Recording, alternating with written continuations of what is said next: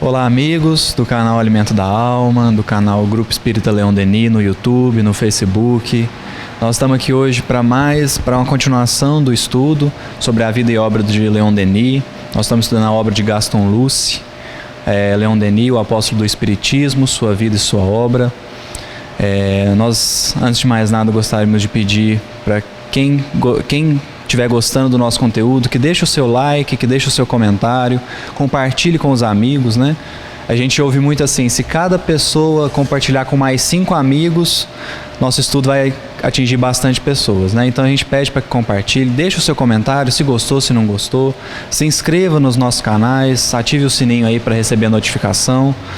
E acompanhe com a gente toda quarta-feira às 9 horas, ao vivo no Facebook, a gente estreia mais um episódio, né? E aqui hoje nós vamos começar o capítulo O Grupo da Rua do Rampar, que Gaston Luce vai falar de um grupo de estudos de experimentações de Leon Denis, que Leon Denis fez parte. E logo no início, aqui para mim já é o terceiro parágrafo, ele já ressalta a presença de Alexandre Delaunay nesse grupo. Alexandre Delaunay, que é o pai de Gabriel Delaunay, que todo mundo que estuda Espiritismo sabe que Gabriel Delaunay foi de uma contribuição muito grande, né? Ele contribuiu muito com a parte científica, com a parte da doutrina espírita, com a divulgação da doutrina espírita, né? E Alexandre Delaunay, então, faz parte dessa reunião realizada, que teve a presença de Leon Denis, né? Também. Aí diz Gaston Luce assim, ó. Foi com o concurso desses dois senhores, né, que ele cita aqui num parágrafo anterior, que é o Perrine e o Lejeune, não sei como pronuncia, mas foi com o concurso desses dois que Leon Denis conseguiu formar o grupo da Rua do Rampar, que durou 15 anos, com proveitosas reuniões realizadas com intervalos bem curtos. Foi esse grupo que Alexandre Delaunay quis visitar para sua própria edificação. Então é um grupo sério, um grupo de estudioso, um grupo que contribuiu, e um grupo que durou 15 anos, ele não pode ser um grupo qualquer, né? E aí logo então, no próximo parágrafo, o Gaston Luce vai falar dos médiuns desse grupo. E aí ele diz assim, ó. Havia 5 médiuns, sendo 3 de incorporação. Os demais eram também videntes, audientes e psicógrafos. Aí eu grifei aqui a palavra incorporação. Por quê? Eu já perdi a conta de quantos espíritas eu ouvi falar assim: incorporação é um termo inadequado. Aí você pergunta assim, qual que é o correto? O correto é psicofonia. Aí você fala assim, psicofonia? Mas o que é psicofonia? O que quer dizer psicofonia? Aí a gente vai ver que psicofonia é o espírito usar o órgão da fala do médium para se expressar. Seja a psicofonia intuitiva, que ele vai usar os centros da fala do cérebro para passar informação, seja até a psicofonia inconsciente, onde o espírito domina o órgão de fala do espírito, do encarnado. Só que seria justo dizer psicofonia numa mediunidade como a do Chico, por exemplo, que a gente vai ver Arnaldo Rocha falar que o Chico dava passividade para o espírito, e aí o espírito levantava, andava, dava passe, movimentava o médium, o corpo inteiro do médium, andava pelo salão. O Arnaldo Rocha conta que inclusive ele conta isso sobre Cerinto, né? Cerinto tem uma mensagem muito bonita no livro Vozes do Grande Além, que o Cerinto foi um dos espíritos convertidos, né? Que foram transformados nas reuniões mediúnicas que o Chico participava. E o Cerinto, então, vou falar incorporava, né? Quando incorporava no Chico, ou quando o Chico dava passividade para o Cerinto chamava o Arnaldo Rocha e dava voltas no centro. Agora, é justo chamar essa mediunidade de psicofonia? Controlar o órgão de fala? Que órgão de fala é esse que deixa você movimentar braço, perna? Aí, como o assunto é bastante polêmico, você quer comentar? Porque É só complementar mesmo, porque mais pra frente o Gaston Luce vai citar justamente a expressão durante as falas do Jerônimo de Praga, né? Que ele tinha uma característica muito peculiar de orador, e aí ele vai comentar sobre os gestos, a fala ritmada. Então, assim, eu concordo com o que você está falando. E a gente volta até no mesmo debate do estudo passado, né? De que às vezes as pessoas se apegam demais a palavras e esquecem da extensão, né? Dos significados, dos símbolos, né? Das várias interpretações das ideias que aquela palavrinha ali talvez se remete, né? Então, assim, eu acho que é bobeira o termo, né? É uma bobeira muito grande, às vezes, você ficar se prendendo a um termo ou outro e perder a ideia no final, né? Bom, mas como o assunto é bastante, vamos dizer assim, dependendo do nível que a gente quiser descer, ele é bastante polêmico, então aí eu resolvi pegar Kardec, né? Que aí quando a gente pega Kardec não tem discussão. O que é o termo? Aí muita gente falando assim, não, mas Kardec não tratou de incorporação. Kardec não falou de incorporação, Kardec falou de psicofonia. De fato, no livro dos médiuns, Kardec trata de psicofonia e muito psicografia, né? Ele dedica capítulos sobre a psicografia, mas por que ele faz isso? Porque psicografia era a mediunidade mais comum, e ainda é, eu acredito, ainda seja até hoje. E estudar mediunidade e psicografia é estudar mediunidade. Se a gente abstrair um pouco do processo, nós vamos entender a mediunidade como um todo, né? Não só a psicografia. Bom, mas então eu selecionei aqui dois trechos. Um está num livro que chama A Obsessão, Origem, Sintomas e Curas, está pela editora O Clarim.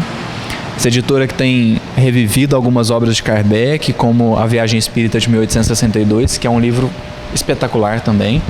Esse aqui não fica atrás, né? Kardec realmente ele foi de um bom senso muito grande quando ele escreve as coisas. E nós vamos pegar a Gênese, para não ter discussão.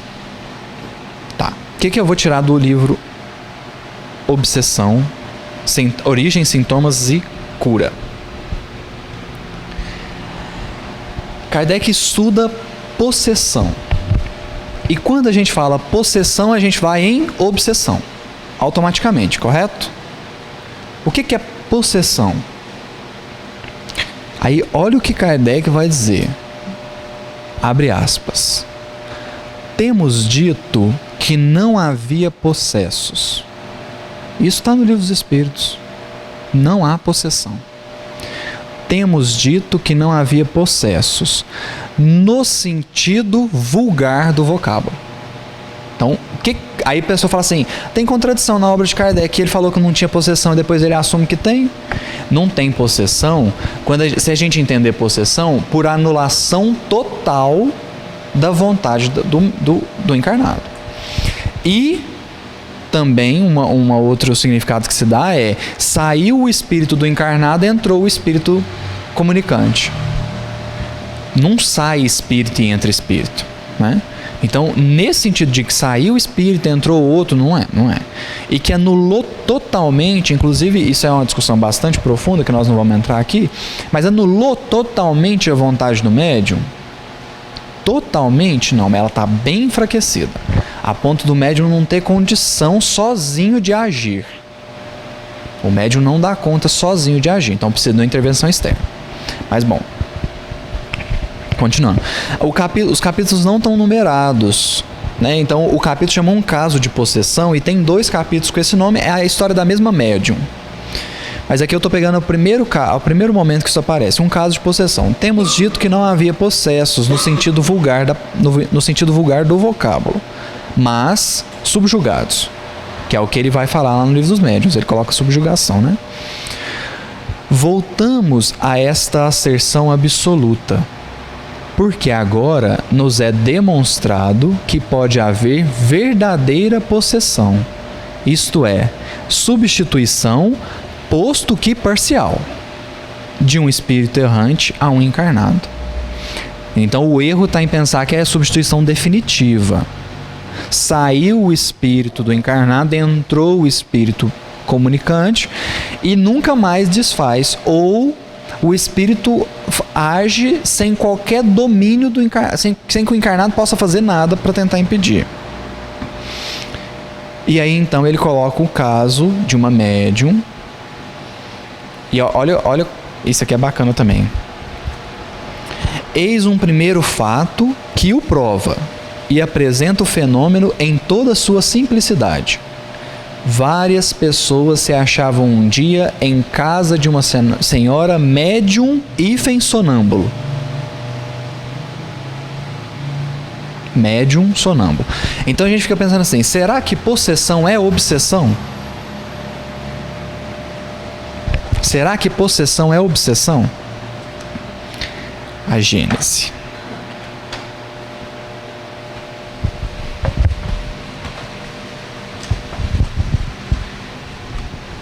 Capítulo 14. Os fluidos. Item 48. Na obsessão, há sempre um espírito malfeitor. Então não tem jeito. Se nós estivermos falando de obsessão, tem um espírito... Mas aí, então vamos parar aqui um momento.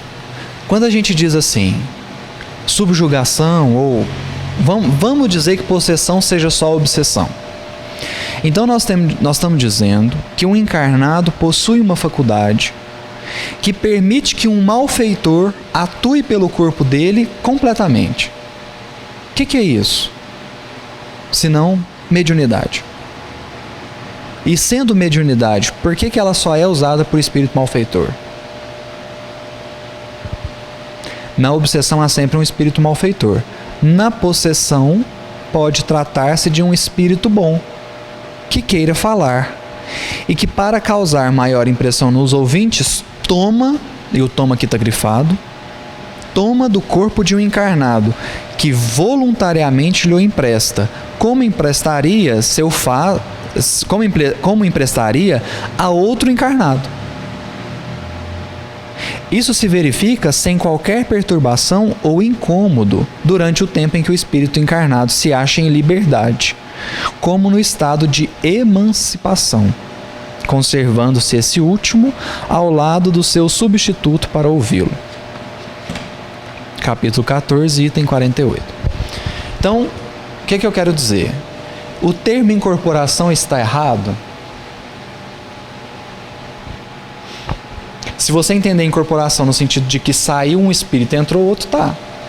Mas se a gente falar que incorporação aqui é a possessão do Kardec, incorporação está na obra básica. Está errado? Não está. Depende de quem lê, né? Depende de quem lê.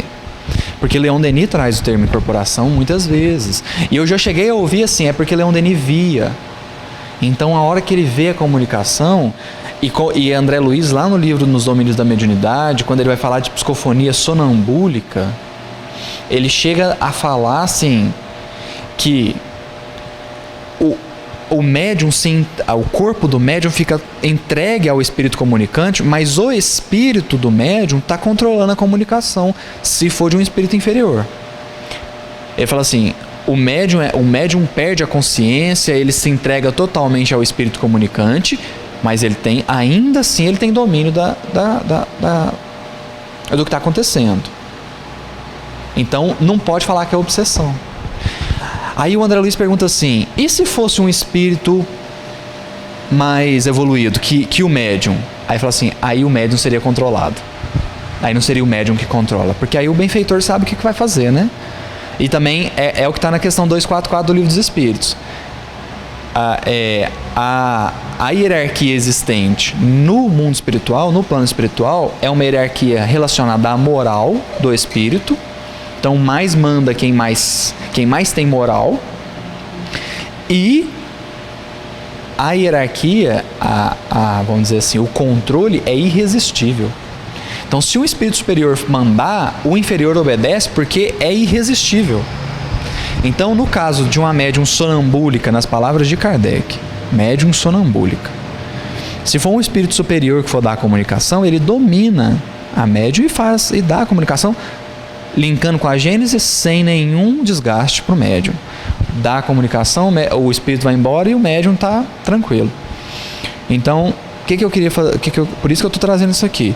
O termo incorporação é muito discutido, eu vejo muita polêmica em torno desse termo, e não tem problema nenhum. Tirando a ideia, se a gente falar que incorporação é possessão, então está tudo resolvido. O que Kardec tratou como possessão, que não é obsessão somente, que é o que nós lemos aqui. Podemos pensar a possessão como a mediunidade usada por um malfeitor ou a possessão usada por um benfeitor, né? Realmente, assim, o termo corporação dá esse rebuliço, mas é aquele negócio, né? Tirar o espírito da letra, né? E interpretar. Mas aqui também tem um ponto que é extremamente importante, que é exatamente espera aí que vocês vão me ajudar com a palavra agora que eu esqueci, mas é tipo assim, uma ciência que avança.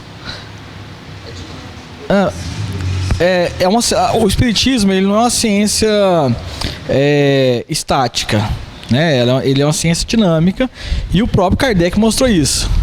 Então, possessão é um desses temas que o Kardec, igual o Gustavo falou, no Livro dos Médiuns fala, não existe possessão, não existe, lá tá bem claro.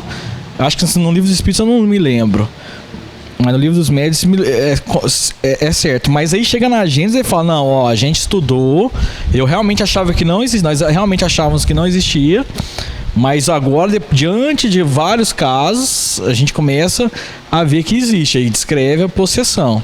Então o espiritismo, diferente de qualquer outra religião, ele avança, ele não fica parado, mas ele avança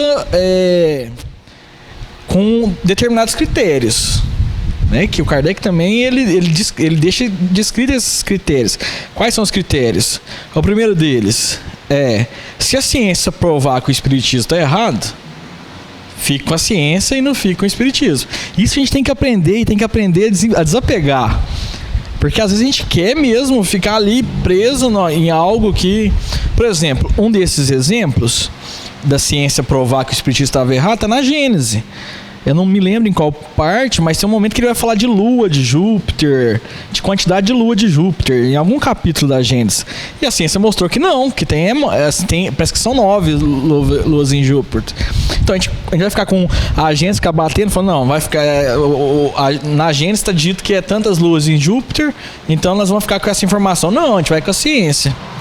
A outra forma de avançar se vários espíritos trouxerem em lugares diferentes uma universalidade do mesmo ensinamento, isso quer dizer um grande indício que a gente pode testar e ver se a gente estava errado ou não. E aí foi isso que ele fez, né? Então assim, ele viu vários casos e de novo fez o método que ele utilizou para codificar a doutrina espírita e avançou.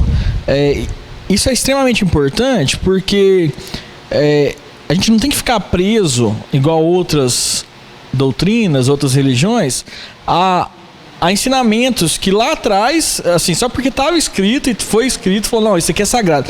Nenhum livro do Kardec é sagrado. Às vezes a gente vai chegar e falar, não, isso aqui metade do livro não está legal, mas metade tá. Quem sabe daqui 1000 anos, 2000 anos. O problema é que hoje tem pessoas que, sem utilizar método nenhum, estão falando que o Kardec é ultrapassado.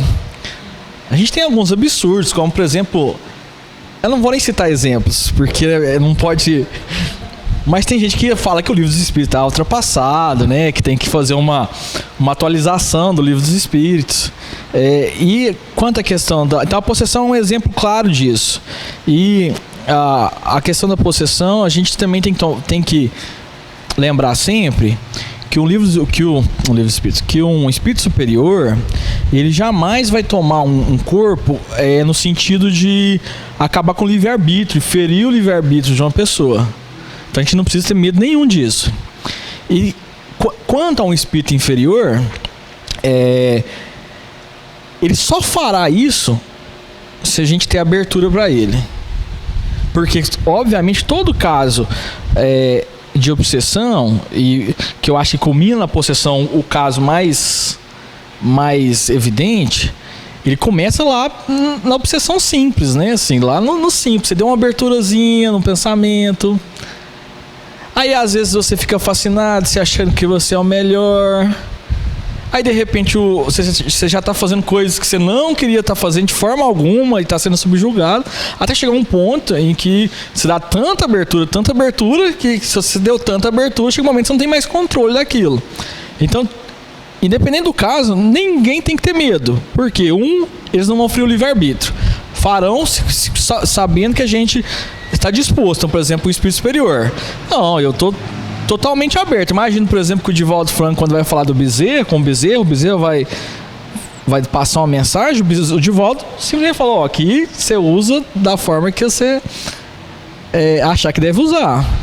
E quanto ao espírito inferior, você não tem que ter medo, porque a gente tem que cuidar agora de não dar abertura. A gente tem que fazer esse trabalho. Não adianta a gente só fazer o trabalho intelectual. Fazendo um trabalho de realmente não dar abertura, não tem que ter medo nenhum.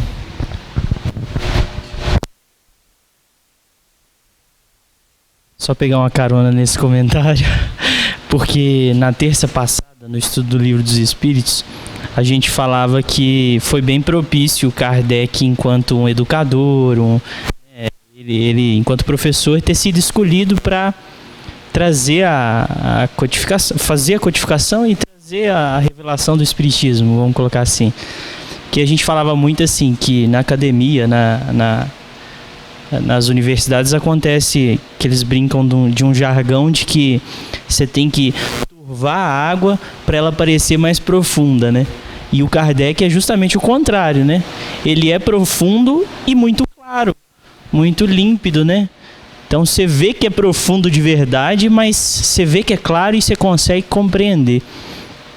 E assim, talvez eu acredito que justificaria dizer que a gente carece de mais, de muito mais, para explorar mais, né? Os temas tratados lá no Livro dos Espíritos, lá na codificação. Mas assim, com certeza foi uma codificação muito bem feita, né? E hoje mesmo, lendo esse capítulo aqui sobre cristianismo e espiritismo, eu vi alguns debates do Leon Denis sobre Paulo, sobre eles criticando ele, falando que ele não explorava tanto o Antigo Testamento. E aí eu fico imaginando, né? Hoje a gente tem inúmeros estudos sobre o Antigo Testamento, e aí a gente encontra o Kardec falando coisas que servem de parâmetro para a gente entender o Antigo Testamento, aqui na Gênesis principalmente, né? Quando a gente vai comparar com o Gênesis. E o tanto que é interessante isso, né? E aí, só para reforçar a questão da academia mesmo, no curso do Direito a gente tem o Hans Kelsen, né? Que a gente estuda ele geralmente naquela matéria de introdução ao estudo do Direito. E aí, ao invés de a gente estudar os livros diretos do Kelsen, a gente costuma estudar, assim, pelo menos na época que eu passei pelo curso, a gente estuda um livro que chama Para Entender Kelsen. Aí eu tinha um amigo que formou até antes de mim, que ele falava assim, Tárcio, tinha que lançar o Para Entender Kelsen. De tão complicado que é, ninguém entende. E é essa piada mesmo, né? Você turva a água para ela parecer funda, mas na verdade ela é muito rasa, né? E isso aí que o Gabriel falou é muito importante no sentido da obsessão, porque ninguém dorme senhor de si e acorda possesso, né? Então é um processo. E a questão também da gente, Kardec mesmo disse, né? Se não me engano, no Livro dos Médiuns, se a ciência disser uma coisa e o espiritismo outra, deixa o espiritismo, siga a ciência, para evitar dogma, né? Senão vira dogma. Assim, não, mas Júpiter tem 9 luas, ele não é 4, não, mas lá tá que é 4, então é 4. Mas por que é 4? Não, porque tá escrito. Não é assim, né? Não é porque tá escrito. Então tem que pensar nisso. Às vezes é só interpretação. Às vezes é só interpretação. Seguindo aqui um pouquinho, ele vai começar a entrar assim, como é que foi a reunião, né? Aí ele vai falar as primeiras mensagens foram inicialmente obtidas pela escrita, depois as faculdades dos médiuns se desenvolveram rapidamente. E aí ele vai falar o filho do Perrine, né? Era o principal comunicante de efeitos intelectuais e desde muito já se comunicava com seus pais. Edward, que fora juiz de paz em Churchill, morreu bem jovem e logo após sua morte seus pais receberam dele numerosas provas de identidade. Aí isso aqui provas de identidade, eu queria pular 2 parágrafos aqui, que ele vai falar assim, ele fala que várias pessoas comunicavam, né, parentes, amigos e desconhecidos. Aí ele fala assim, os primeiros, os parentes e amigos mais numerosos, manifestavam-se com sinais característicos, hábitos, manias, gostos particulares e preferências intelectuais, que os tornavam facilmente reconhecíveis. Além disso, eles eram vistos pelos outros médiuns ou descritos com pormenores e particularidades físicas que tornavam o controle fácil por aqueles que os tinham conhecido. Então, aqui tem um ponto muito importante. Não é porque eu psicografei uma mensagem e assinou Joana d'Arc que é a Joana d'Arc. E aí o Kardec vai discutir isso muito no livro dos médiuns, né? Que ele vai falar da dificuldade de se reconhecer o espírito. Porque se eu psicografar uma mensagem aqui e assinar Sócrates, como é que nós vamos fazer para reconhecer se é Sócrates ou não? Aí o Kardec fala assim, aí que ele vai chegar na conclusão, porque esse tipo de mensagem, né? Não é bem isso aqui, não é bem o que o Gastão está tratando aqui, mas esse tipo de mensagem, assinou Sócrates, é do Sócrates? Não sei, o que está dizendo a mensagem? Vamos analisar o conteúdo da mensagem como se ela fosse do Zé. O que o Zé disse na mensagem? Ele disse isso, olha, isso aqui é um pensamento muito profundo. Então, analisa a mensagem com tudo que nós conhecemos hoje e tal. Se o teor da mensagem é bom, que importa se ela é de Sócrates ou se ela é de Erasto? Né? Mas, no que tange a questão de reconhecer parentes e amigos, a gente tem que ficar muito atento a isso.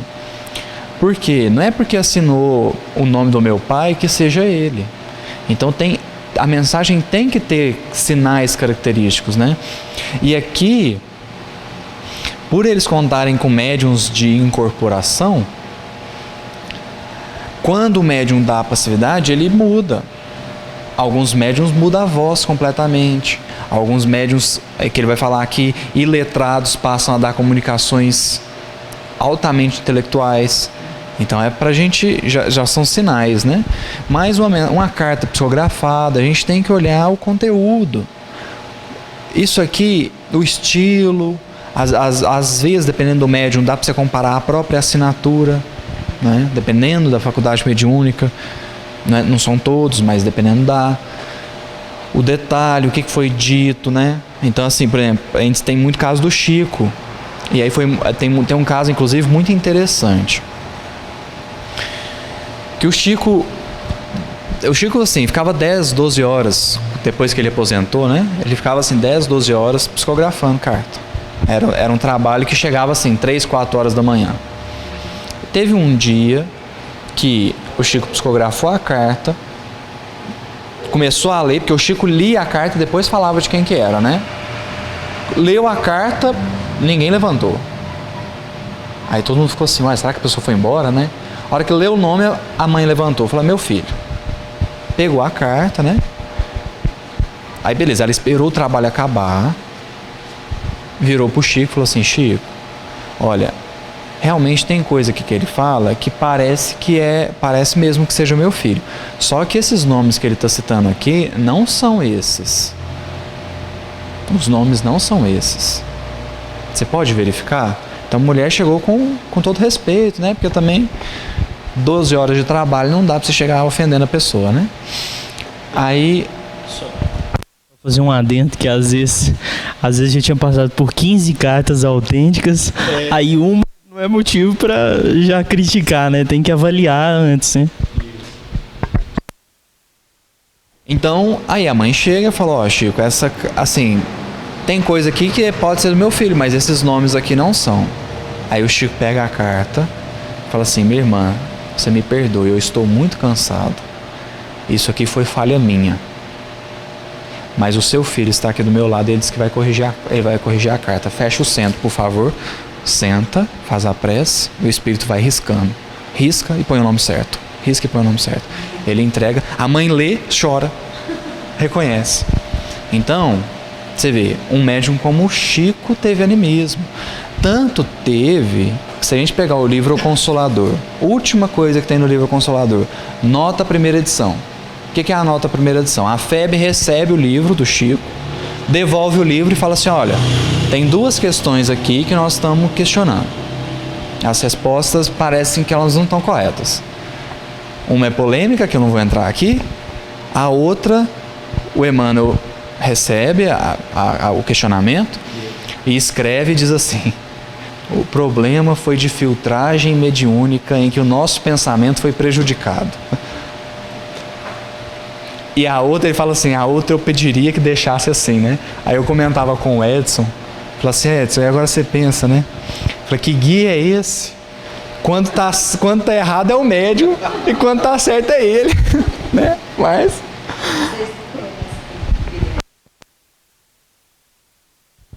Guilherme Velho, eu sigo ele no Instagram, no Face. Ele é um palestrante e ele trabalha para ver veridicamente essas mensagens de psicografia. E ele dá muita palestra no Canadá e aqui no Brasil mesmo. Ele fica por trás disso tudo. Então, e ele fala do tanto de médiuns que realmente de baixa credibilidade. Depois um dia vocês olham, chama Guilherme Velho. Todas as palestras são que aí ele realmente vai atrás, por exemplo, igual se fosse Júlio, né, Carvalho, ele vai atrás, fica lá no local, visualizando, vendo o trabalho, vendo se não tem falha, analisa tudo, aonde a pessoa está, e tem até alguns livros publicados, é muito interessante. Ele fala que são poucos médiuns, na verdade, que realmente você tem uma credibilidade que você pode acreditar.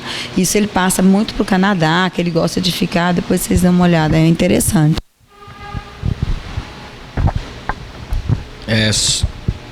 Só para fazer um comentário, então isso que o Gustavo está falando, não existe médium infalível, né? Nem o Chico, nem os médiuns que deram assistência ao Kardec. Por quê? Porque os médiuns deram assistência ao Kardec, ele pegou e analisou as mensagens, falou: isso aqui está de acordo, isso aqui não está de acordo, isso aqui faz sentido com conhecimento que a gente já tem há bastante tempo, isso aqui não tá. Então a gente tem que parar de endeusar e de santificar médiuns, né? Até porque muitas das vezes, assim, nem vou falar muitas das vezes, que isso aqui é uma crença pessoal, mas eu imagino que a quem muito é dado, né, muito será cobrado. E se está sendo cobrado bastante de uma pessoa, é porque essa pessoa tem que dar bastante. Se ela tem que dar bastante, é que ela fez alguma coisa que ela precisa compensar, né? Ela precisa dar um salto a mais. E aí a gente vê mesmo pessoas não aceitando crítica, assim, de essa parte aqui de um livro tal, eu não concordo com essa parte, pra mim não faz sentido. Pega o outro livro, analisa, que essa outra mensagem aqui parece que está contradizendo. Isso a gente tem que aprender a fazer no movimento espírita, que é estudar mesmo. E estudar não é simplesmente pegar uma mensagem e internalizá-la pura e simplesmente. É realmente assim, comparar. Então assim, tem gente que sabe mais de Emmanuel, tem gente que sabe um pouco de Joana. O que eles estão se contradizendo? E aí, se está contradizendo, como é que a gente faz? A gente vai no Kardec, porque o Kardec pegou muitas mensagens. Ele fez de fato esse método. E além de a gente fazer isso, a gente tem que começar a olhar a literatura, que eu não gosto nem de chamar assim, literatura que é psicografada, de literatura espírita. Eu gosto de chamar de literatura mediúnica. A espírita é aquela que a gente pega e compara com Kardec. É aquela que a gente olha e fala: não, isso aqui está fazendo sentido mesmo com a doutrina espírita. Porque o que tem de salada mista, o que tem de problema mesmo, em vários livros que eu já vi também, assim, que não faz sentido nenhum com com a doutrina espírita. Então, por exemplo, me recordo de um livro que me foi passado falando sobre a homossexualidade e falando assim, coisas que falam, por exemplo, assim, dando a entender que o homossexual é um cara, são caras e mulheres que tem um débito gigante. Aí você pensa, então todo mundo tinha que ser homossexual, né? Porque se são pessoas, né? Então, assim, são coisas assim que não tem lógica, né? Assim, você olha e fala, não, isso aqui não tem lógica nenhuma. E pessoas bebem desses livros e começam, na verdade, a questionar o Kardec. Falam, não, isso aqui não tá de acordo com o que tá no livro tal. Então, o Kardec deve estar errado, porque é 1800 e tanto. Então, a gente tem que fazer esse trabalho com carinho, né? Esse trabalho que deveria ser feito, ao meu ver, pelas editoras, pelas federações, etc. Mas que não é feito. E é isso, né? E a gente prestar atenção no que nós estamos lendo, né? Porque nós vamos encontrar absurdos mesmo, né? E aí também, assim, é uma coisa bacana de ver em Leon Denis, que ele discorda da ideia sem atacar a pessoa, né? Sim. Então é aprender a discutir também ideias, né? E investigar ideias. Mas é isso, então assim, reconhecer o espírito, para a gente atestar que a mensagem é do espírito que está falando, a gente tem que saber reconhecer estilo, tem que reconhecer...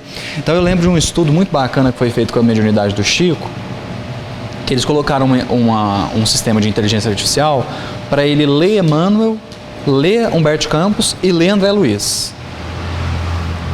Só pôde os 3 porque precisava de ter mais de 1 milhão de caracteres para o sistema aprender o estilo. E os outros autores não tinham, né? Então pegaram esses 3. Então fizeram isso. Depois que eles treinaram, eles pegaram outros textos, jogaram e falaram assim, de quem que é esse texto?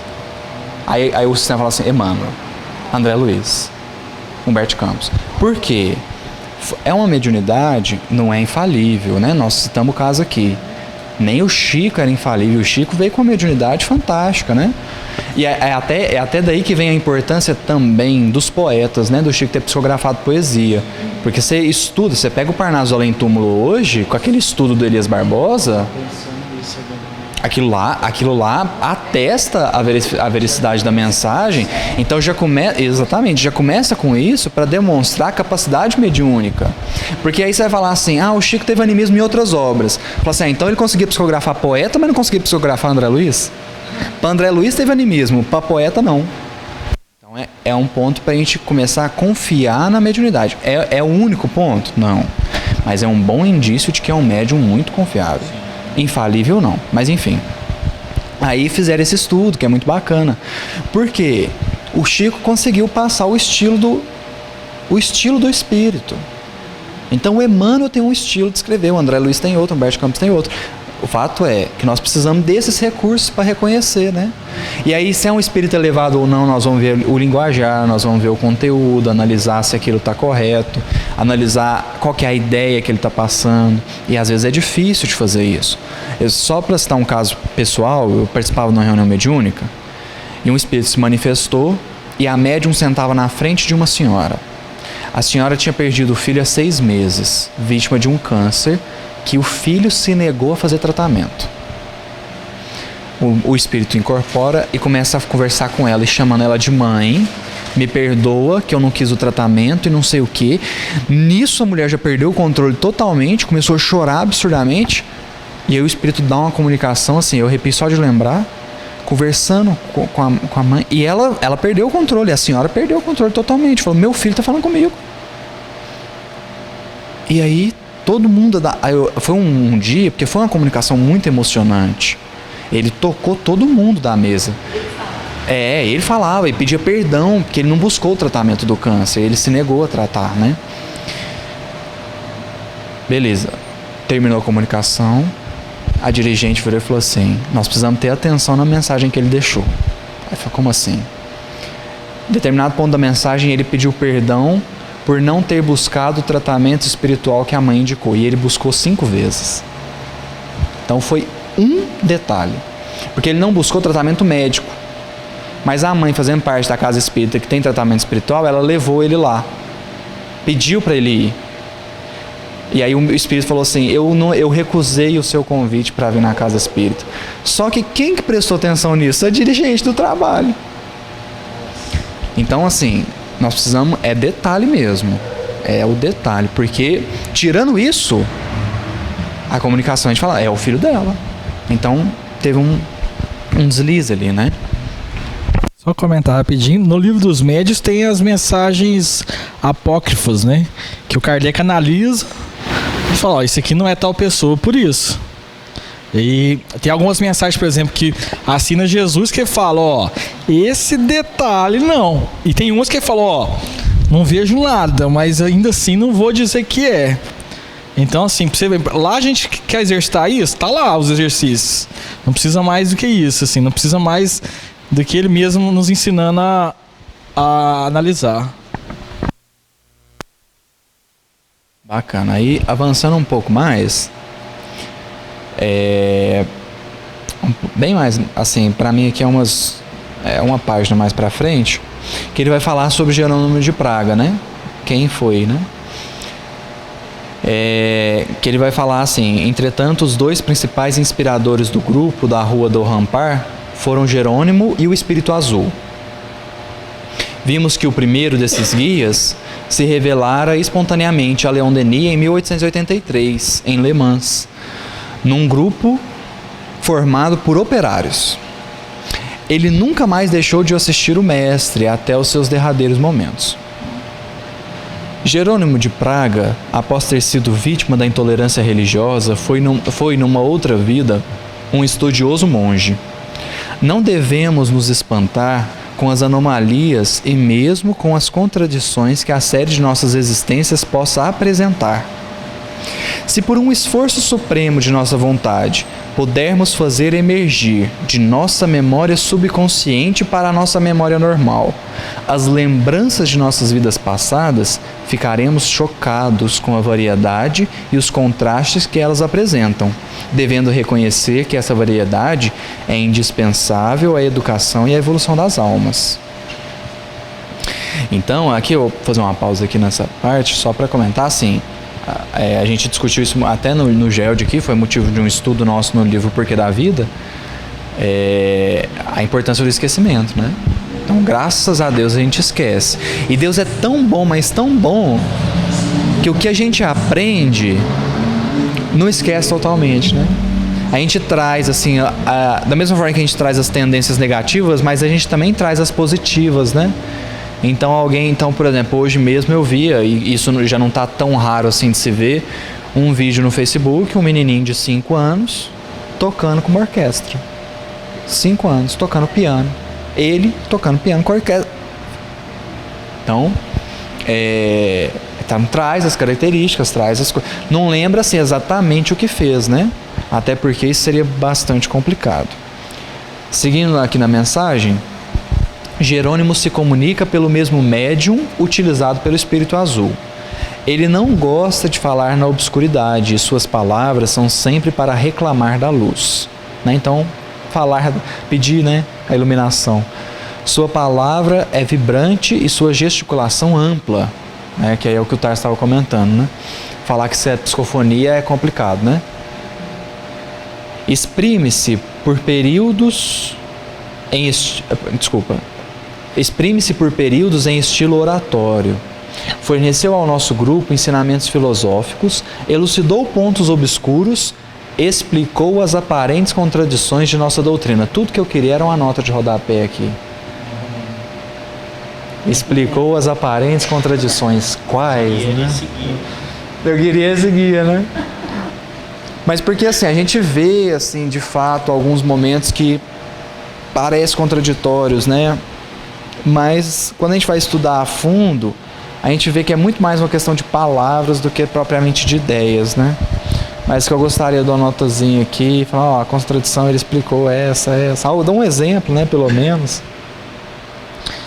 Formulou leis de relacionamento entre encarnados e desencarnados. Seu desejo, muitas vezes expresso, era ver a fusão do espiritismo, não com o catolicismo atual, mas com o cristianismo regenerado, livre de seus dogmas estreitos e de suas práticas superadas.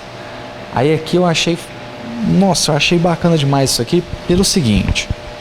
O Tarso até chegou a introduzir um pouquinho desse assunto, que assim, quando eu era mais novo, né? Eu não falo mais pequeno, porque o povo fala, continua, né?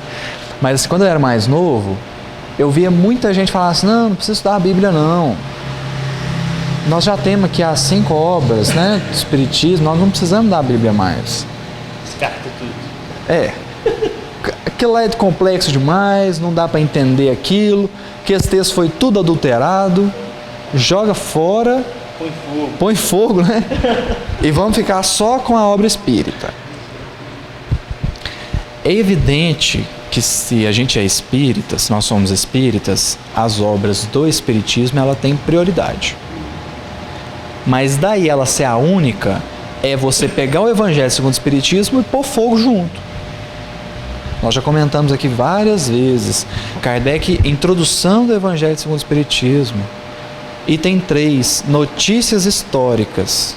Ele vem falar assim, a importância de se reconhecer o valor e o significado de cada palavra no contexto hebreu, no contexto da época. Então, e é tão bacana a gente entender isso. Por exemplo, só para citar um exemplo aqui, Jesus fala assim, a boca fala do que o coração está cheio, correto? Mas o que é boca? O que é a palavra boca? Aí você vai ver o que é a palavra boca no grego, possivelmente no hebraico. Aí você vai ver que a palavra boca também pode significar alma. Troca boca por alma. A alma fala do que o coração está cheio. Por isso que ele fala assim, onde estiver o seu coração, aí está o seu tesouro. Então a importância da gente alinhar sentimento com a própria purificação da alma, né? Então assim, a gente entender, algumas coisas vão ficando muito mais claras, né? Então a gente pega, por exemplo, a questão do próprio casamento. Aí você estuda a parábola do festim das bodas, ou melhor, a parábola das 10 virgens, desculpa.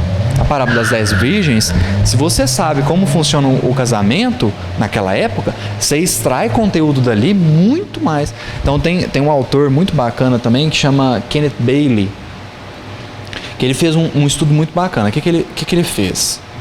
Ele elaborou um projeto de doutorado para ir para o Oriente Médio estudar a cultura. Então ele queria estudar a cultura lá no Oriente Médio, porque lá naquela região tem comunidades que os costumes mudaram muito pouco. Então ele falou assim, é uma boa, né? Aí o que ele fez? Ele pegou a Bíblia e leu passagens da Bíblia para o povo.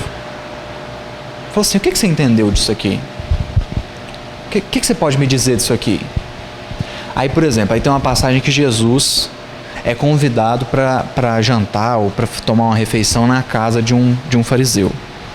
Jesus entra e senta-se à mesa. Tem algum problema aqui? Nenhum, né? Ele chegou, sentou-se à mesa. Não, mas o ponto nem é esse. Aí o Kenneth Bailey vai dizer assim, aí o Kenneth Bailey leu essa passagem pro povo lá. Falou assim, o que você viu? Falou assim, nossa, mas esse fariseu foi muito mal educado com Jesus. Mas qual que é o problema? Jesus chegou, sentou, estão batendo papo. Falou, não, quando chegava na casa, primeira coisa é você receber com um beijo no rosto. Ele não fez isso. Segunda coisa é você oferecer uma bacia para ele lavar os pés. Aí o Haroldo comenta e fala assim, você já andou descalço no deserto? Se você já andou descalço no deserto e pôs seu pé numa bacia de água fria, você vai entender o alívio que dá. Seu espírito vai lá no céu e volta, né? Não ofereceu. E o terceiro é você pegar um óleo e pingar na cabeça, abrindo a sua casa para aquela pessoa e você dizendo assim, você é bem-vindo aqui. O fariseu não fez nenhum dos três. Nenhum dos três. Ele simplesmente chegou e sentou. É a mesma passagem que uma mulher de má vida pega um unguento, coisa caríssima da época, e lava os pés de Jesus. Ela fala assim, ela está fazendo uma coisa que você não fez. Então fica muito mais claro. Então, e Kardec reconhece isso na introdução do Evangelho segundo o Espiritismo. Não bastasse isso, primeiro capítulo do Evangelho, não vim destruir a lei, Moisés, Jesus e o Espiritismo. São os 3 primeiros itens do capítulo. Por quê? A gente fala assim, e se vier uma quarta revelação? Como é que nós vamos reconhecer a quarta revelação? Se ela tiver continuidade. Por quê? Jesus citava quais textos? Quantas vezes a gente vai ver Jesus dizendo assim, aqui se cumpriu a profecia de Isaías? O doutor da lei chega para Jesus e fala assim, o que eu devo fazer para ter a vida eterna? Aí ele fala assim, o que está escrito na lei? Quais são os 10 mandamentos? Então, Jesus é a continuidade de Moisés, o Espiritismo é a continuidade de Jesus. Se vier um quarto, tem que ser a continuidade do Espiritismo. Se for uma coisa absolutamente nova, que não fala assim, joga tudo fora, Deus não age assim. Então nós não podemos menosprezar Jesus, muito menos o Velho Testamento.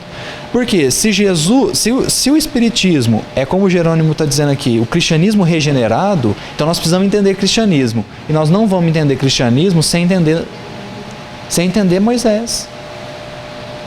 Porque Jesus cita isso, a cultura, os textos. Então, a pessoa fala, quer entender Espiritismo, mas não quer entender o que veio antes, né?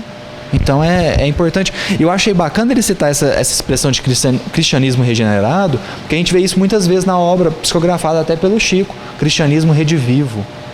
É reviver a moral cristã que se perdeu, né? E até para acrescentar um pouco também, não descartar nada, né? Saber extrair o que é de bom, né? A gente falava de ciência aqui agora, né?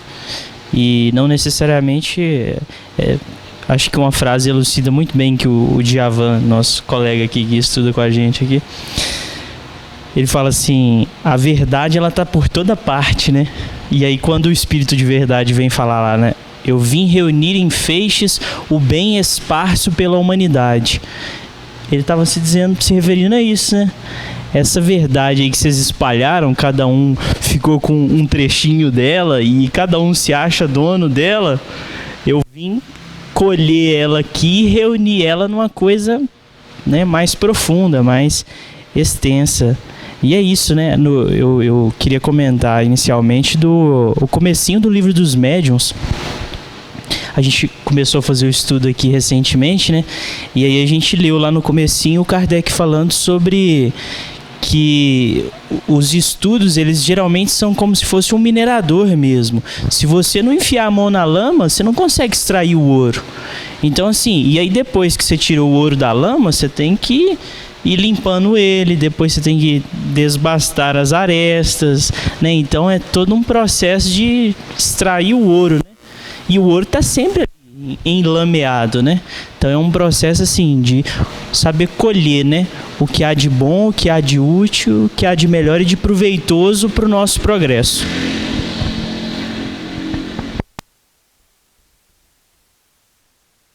Prosseguindo aqui, ele vai então falar do espírito azul, né? O espírito azul é uma entidade feminina de ordem bem elevada. Quando anima o corpo do médium, que é uma pessoa tímida e de pouca instrução, o médium, muda as feições do rosto, que tomam expressão angelical. A voz se torna meiga, melodiosa. A linguagem se reveste de uma grande pureza.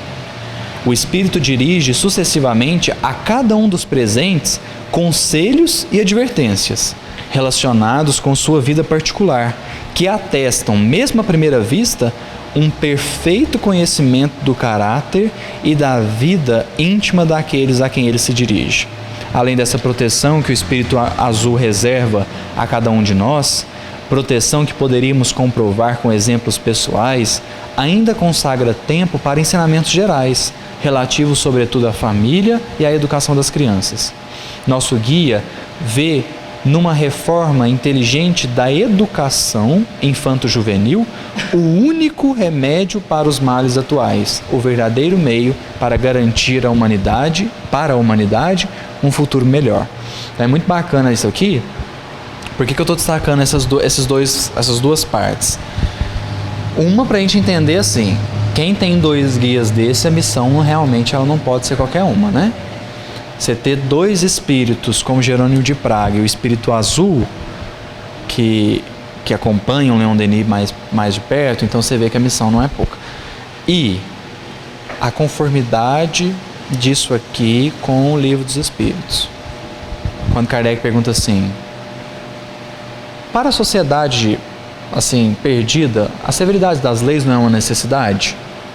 Os espíritos respondem assim: para uma sociedade depravada, eu acho bacana a palavra, para uma sociedade depravada, tranquilo, a severidade das leis é uma necessidade. Porém, infelizmente, essas leis mais, vamos dizer assim, mais atingem o mal depois de feito, sem secar-lhe a fonte. Então as leis aqui, elas são reativas, né? As nossas leis são reativas. Tô do lado de um advogado falando de lei, mas tá bom. Nossas leis são reativas. Primeiro o mal acontece, depois a gente vai tratar. Então primeiro o cara matou, depois ele vai ser preso, né? Aí os espíritos complementam assim: só a educação é capaz... Eles nem falam infanto-juvenil. Só a educação... aqui fala, né? Esse é o link que eu estou fazendo aqui. Aqui ela fala de infanto-juvenil, mas lá eles falam assim: só a educação é capaz de tornar o homem... colocar o homem no caminho do bem, né? E aqui ela volta na educação infanto-juvenil, que é óbvio. É óbvio. Você quer educar quem? O adulto?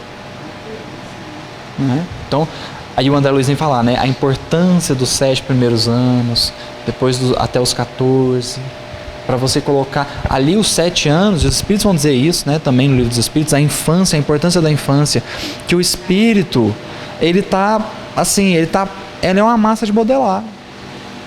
Ali é o momento da gente pegar muitas tendências ruins do passado e remodelá-las, né? Não é puni-las ou menosprezá-las ou cortá-las, remodelá-las, né? Então é moldar. Então você pega uma criança muito agitada, então vamos canalizar essa energia, vamos tentar dar atividades para ela que ela possa gastar a energia dela de um ponto positivo, né? Então é moldar, é remodelar, né? Eu queria ter comentado antes, porque eu não sabia que você ia fazer esse link à frente, porque o meu comentário é quase uma piada, né? Esse trecho aqui, dela falando que ela dava com o Leon Denis explicando que a Joana d'Arc dava conselhos. Eu já tô me antecipando, tá? Espírito Azul, Joana d'Arc, né? Pra facilitar. Vou chamar de Joana, né? Mais íntimo, né? A Joana dando conselhos íntimos pessoais para cada um deles, né, confirma uma tese que a gente fala muito aqui no GELD, de que no mundo espiritual não existe privacidade, né, que a gente fica com medo de intimidade, privacidade, né, vou no banheiro, vou sozinho. Mas realmente, assim, eu achei que você não ia chegar tão longe, mas é o link, né, e... É prevenir mesmo, né? Não tem é a saída mais lógica, né, que a gente pode pensar hoje, né? O tanto que carece mesmo de você pegar nas bases ali. É porque a gente precisa reforçar as bases, né? Se a base do edifício ela tá bem construída, o edifício se sustenta, né? Agora, se a base ela já sofre ali algum tipo de carência ali, ela já está com algum problema, e não adianta o edifício crescer tanto, né? Porque ele está fadado a cair, né?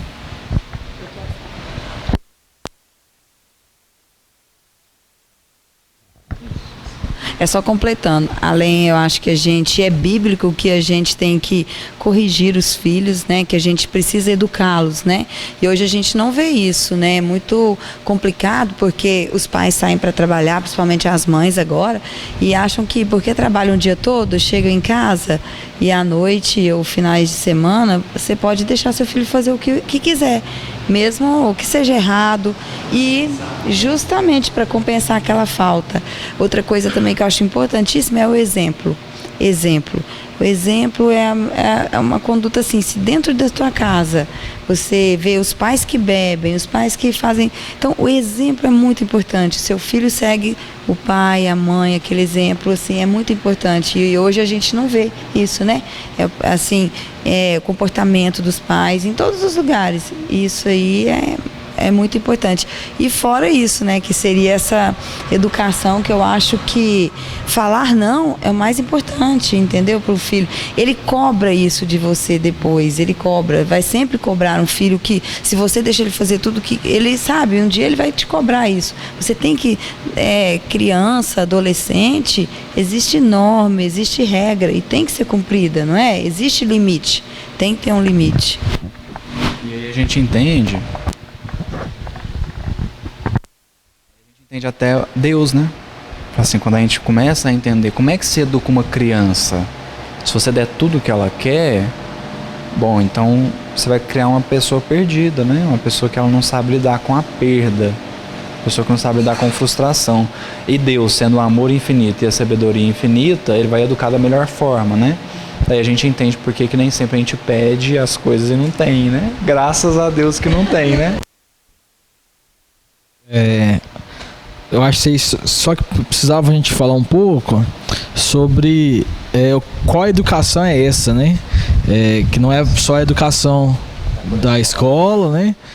Educação moral, principalmente, e que a gente pense também enquanto sociedade nessa educação moral, porque o que nós temos feito para que as pessoas tenham condição de educar seus filhos, porque hoje a gente não pode deixar de falar que a gente tem um sistema que precariza muito a educação dos filhos também, que tem pais e mães que trabalham muito, que gastam muito tempo no transporte de casa ao trabalho, que tem que fazer mil e uma coisa, que não tem dinheiro para conseguir se sustentar e tem que ter 2 trabalhos, tem que ter mais outras fontes de renda, e a gente não pode cobrar desses pais que eles deem conta de um espírito que está vindo, que encarnou para que eles cuidem, né? Então a gente tem que pensar enquanto sociedade. Isso aqui, se a gente não pensar em promover uma reflexão na sociedade com os princípios espíritas, que cada irmão que é fraco tem que ser cuidado pelo forte. É claro, tá lá nítido e claro na lei, se eu não me engano, tem alguma lei natural que fala isso, lei de sociedade, né? Então, será que nós que somos fortes em determinado aspecto, nós estamos possibilitando que o fraco seja cuidado para que ele cuide do próprio filho? As pessoas mais fortes que nós, né? Assim, as pessoas mais abastadas estão cuidando também.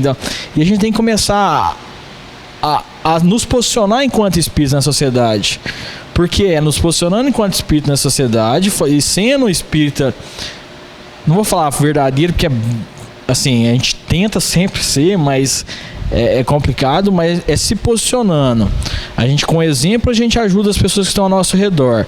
E no nosso posicionamento a gente cria uma psicosfera e cria ideias que vão também ajudar outras pessoas a pensar os problemas da sociedade. A gente não pode tratar o espiritismo fora do mundo, né? O espiritismo veio para nós aqui no mundo, porque antes, lá no plano espiritual, eu imagino que esses livros aqui já estavam lá, ó. Tem até o livro, né? O Pensamento e Vida, é uma obra que o Emmanuel fala, ó, vou trazer dos que a gente consegue, eu vou trazer conceitos. Vou trazer conceitos que já tem aqui na nossa biblioteca. Então a gente tem que nos posicionar também na sociedade, como o Leon Denis fazia, né?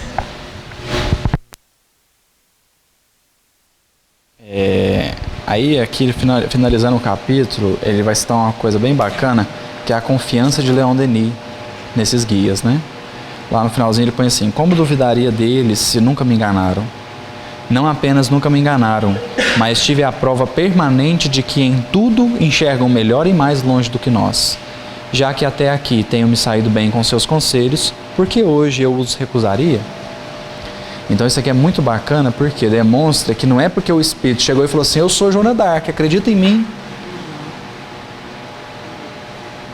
Mas Depois que ela já deu provas de quem que ela era, aí a coisa muda. Porque o que acontece muitas vezes é assim, a gente pede prova de que o espírito protetor está do lado, mas toda hora a gente quer uma prova que ele está do lado. Toda hora quer uma intuição, toda hora quer... Não. E aí às vezes vem, fala assim, não, isso não. Mas então tá difícil, né? Então é assim, é a gente duvidar até ser convencido. Depois que foi convencido, a gente vai seguir com mais resignação, né? Porque o difícil deve ser convencer. Me convença. Porque assim, espírito superior nenhum vai ficar chateado de ser questionado. De você questioná-lo. O espírito ficou chateado porque você questionou, então ele não é tão superior assim. Tem um problema com ele aí. Imagina, se eu vou ficar... Uma criança chegar aqui e ficar me questionando toda hora o que... Às vezes eu vou perder a paciência, porque quem sou eu, né? Mas, dependendo da idade até da criança que for chegar, se ela chegar e falar assim, mas o que é isso? É um copo. O que é isso? É um livro. O que é isso? É um tablet. Nós estamos explicando as coisas. A gente não pode perder a cabeça. Um espírito superior sabe isso muito melhor ainda que a gente, né? Então, eles não têm problema nenhum em serem questionados, né? Até porque vale muito mais a intenção, né? Com que intenção que nós estamos questionando. E o Leon Denis aqui é uma demonstração de fé, né? Muito bacana. E aí eu queria pular lá para o cristianismo e espiritismo. A gente não vai ter tempo de nem chegar no meio, mas alguém quer comentar mais alguma coisa? A gente pode passar. Eu queria fazer um comentário. Os espíritos superiores não vão ficar achando ruim de a gente perguntar, mas eles acharão ruim da gente, como o pai acha ruim do filho chegar e falar assim, pai, me dá essa resposta aqui de matemática aqui, desse exercício, quero fazer não. Então, e aí, como é que nós estamos indo no centro espírita, querendo as respostas? Fala aí como é que eu tenho que agir no emprego. Que cidade que eu tenho que morar? Eu tenho que continuar com meu esposo ou não tenho? Né? Então, assim, como o pai, os espíritos também não vão ficar respondendo essa pergunta. Então, se você for lá perguntar esse tipo de coisa, possivelmente você vai receber uma resposta. Uma resposta meio assim, olha, evolução é uma evolução individual. Jesus é o caminho. E se você insistir, vai repetir essa mensagem até você entender, né? E aí, então, entrando agora no capítulo Cristianismo e Espiritismo, que é uma das obras de Leon Denis, Gaston Luz coloca assim, Cristianismo e Espiritismo.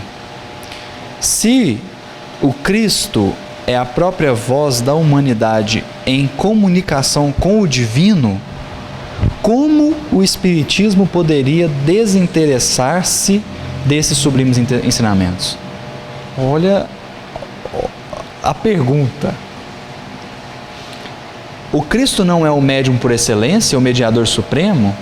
Muita gente fala assim, Jesus era médium? Só se for de Deus, né? Só se for de Deus. Ele vai dar passividade para quem? Então, assim, o efeito mediúnico que a gente pode enxergar é Deus falando, né? Kardec vai dizer isso na Gênesis. Kardec, lá na questão 625, quando ele vai comentar a questão 625, tem um momento que ele fala assim, vamos dizer assim, é o instrumento que Deus usou. Não são com essas palavras não, mas é com esse sentido. Eu perdi, não me lembro exatamente o texto, mas é o instrumento que Deus usou para agir. Então é médium? É de Deus.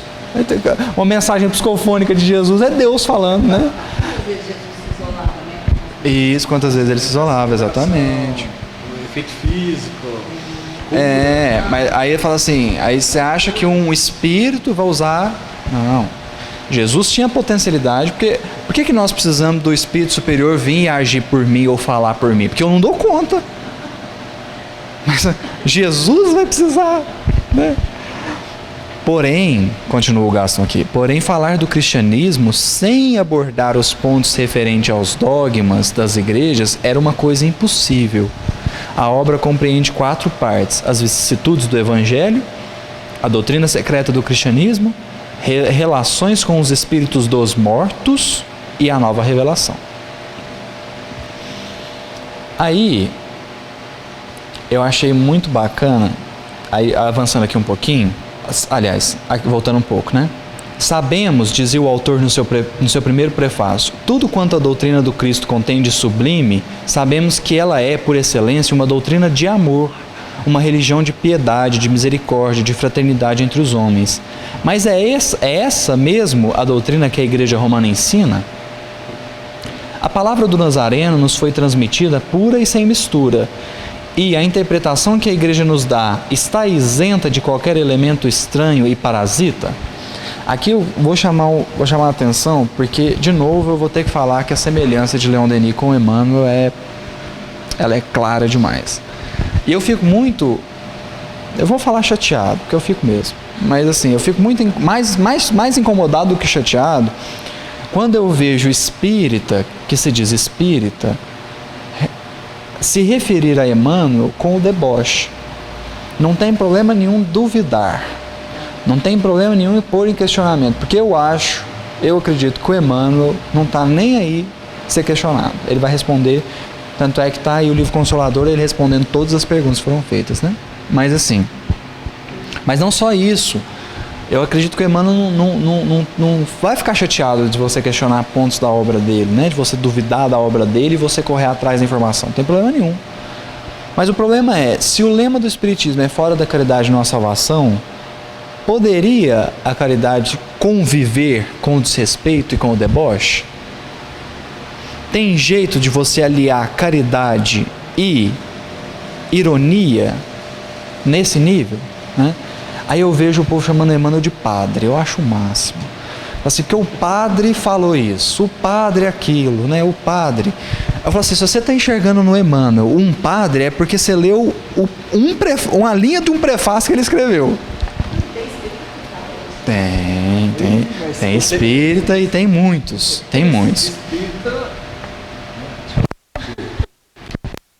O espiritismo, seu último censo falou que 20 milhões são espíritas ou são simpatizantes do espiritismo, né?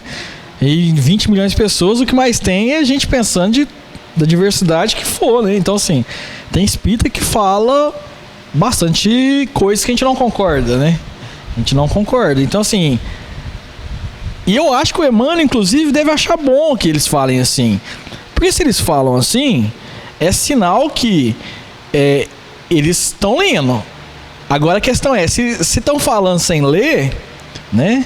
Aí o Emmanuel deve estar, assim, com dor no coração e tentando ajudar, né? Falando, não, o padre aqui, então vai ir atrás, né? Só para continuar, já para não... a próxima, essa que você falou, que eu tenho um comentário sobre isso. A palavra do Nazareno não foi transmitida pura e sem mistura. E a interpretação que a igreja nos dá está isenta de qualquer elemento estranho e parasita.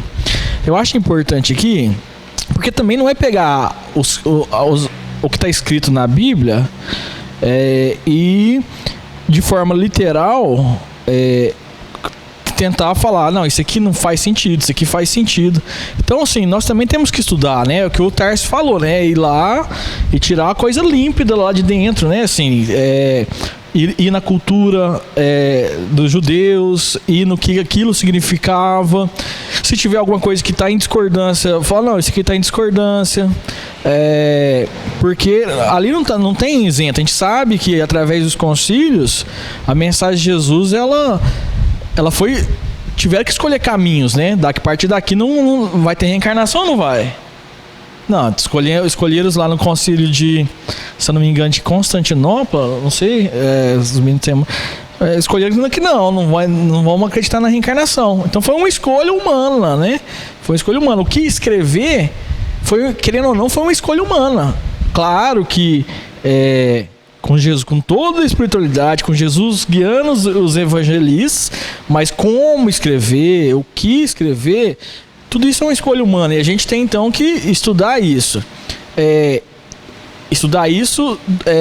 Utilizando todas essas fontes, filósofos, Emmanuel, Kardec, os escritores protestantes, os escritores católicos, que tem também bastante coisa que tem para nos ensinar.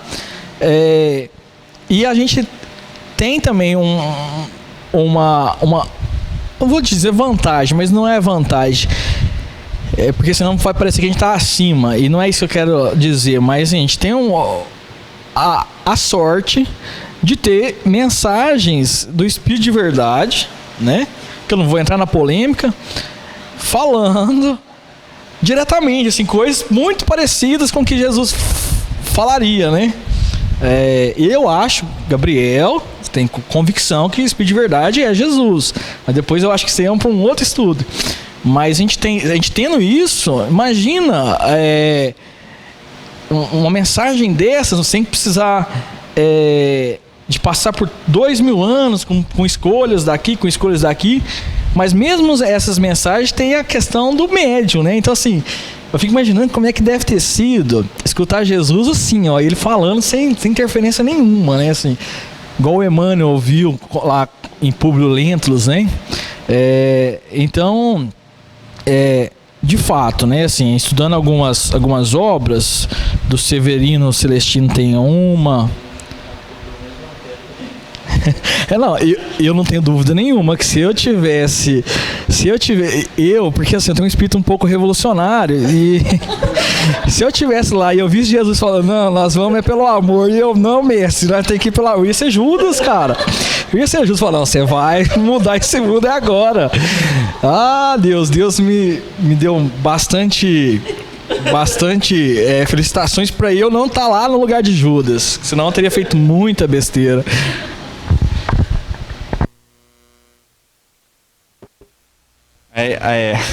Pra fechar a ideia aqui, aí você fala assim, o Emmanuel é um padre. Aí eu acho assim, ó, Gabriel, eu acho que eles não estão lendo. Acho que nem lendo não estão. Por que eu vou dizer isso? Porque não tem jeito de você ler o A Caminho da Luz e falar que o Emmanuel é padre. Porque o que o Emmanuel fala, inclusive tem até uma colocação de Emmanuel no A Caminho da Luz.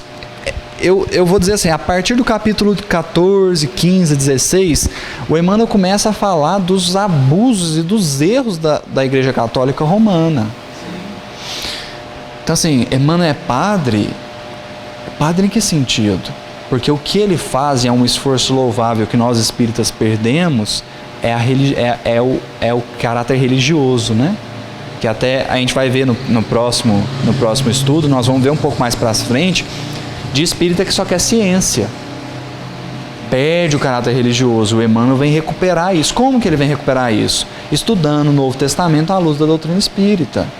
E é um comentário tão lógico e tão bem embasado que esses comentários de Emmanuel são usados por estudiosos do Novo Testamento. Então assim, o Emmanuel não é um qualquer um, é um qualquer um se você ler assim. Mas o A Caminho da Luz, ele é muito enfático, que aí é o que eu vou puxar aqui.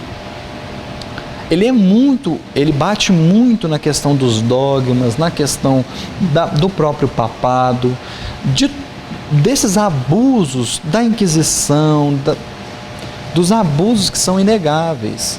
E aí é uma frase, né, que eu estava citando aqui, é uma frase do Emmanuel, fica até um pouco mal entendida, que ele diz assim, que a Igreja Católica Romana, com esses dogmas, com essas coisas, entravaram, é o verbo que ele usa, entravaram a evolução da humanidade por mais de 6 séculos.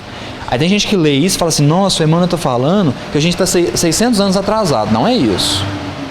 Entravaram assim, ao longo de 6 séculos, dificultaram ao longo de 6 séculos a evolução. Não é que a gente estaria 600 séculos à frente, né? Mas o fato é que o Emmanuel bate muito nessa questão, igual o Leandrin fez aqui. Então assim, Emmanuel é padre, é porque perdeu o caráter religioso, né? Desvinculou esse caráter religioso, que é a própria intenção do Kardec no Evangelho segundo o Espiritismo, é fortalecer o caráter religioso. Porque Espiritismo é ciência, filosofia e religião, tudo junto, e você não consegue separar um do outro. Porque se você tirar o caráter religioso, a chance da gente cair em dogma e cair em é grande, perder a moral, né? Se você tirar o caráter científico, Aí nós vamos perder o método de investigação, nós vamos perder o raciocínio envolvido, tirar a filosofia, aí tirar a ética, né? Que depois, aí é muito bacana, mais pra frente, no próximo estudo, vocês não percam não, gente. No próximo estudo, nós vamos falar disso, né? Desse caráter científico, religioso e ético, né? E filosófico da doutrina espírita. Tá tudo misturado, a gente não pode perder. Então, aí o ponto aqui é, reviver o cristianismo não é ser padre. Reviver o cristianismo é trazer a história do próprio espiritismo à tona. Porque Kardec vai pegar a Bíblia e vai interpretar a Bíblia à luz da doutrina espírita. E nós vamos ver que as verdades já estavam lá. João Batista é a reencarnação de Elias. E tanto é que Elias manda decapitar várias pessoas. E João Batista desencarna como? Decapitado. Então, ninguém pode ver o reino do céu sem nascer de novo. Então, a reencarnação está lá. Aí você fala assim, e o amor? Aí pega 10 mandamentos. Primeiro mandamento, amar a Deus sobre todas as coisas. Aí pega Levítico, se eu não me engano, capítulo 18, versículo 19. Amar o próximo como a si mesmo. Antigo Testamento. Jesus vem, diz e vive isso. E nós espíritas estamos revivendo a mensagem de Jesus. Jesus reviveu Moisés, nós estamos revivendo a mensagem de Jesus. Então não dá para desvincular uma coisa da outra, né?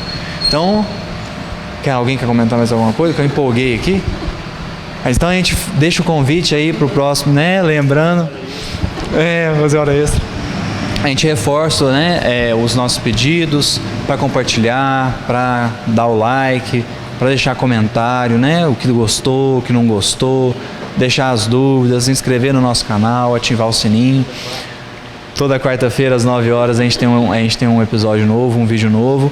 E fazer o pedido para que continue acompanhando a gente. Porque eu vinha pensando muito isso, o William comentou bem no estudo passado, mas porque às vezes a gente vê assim, Leon Denis, o apóstolo do Espiritismo, sua vida, sua obra. E acho que a gente vai ficar só preso na vida de Leon Denis. Mas a vida de Leon Denis é uma inspiração para nós. Né? É a gente olhar assim, não é simplesmente estudar Leon Denis, é estudar Leon Denis trazendo para nós as lições, né?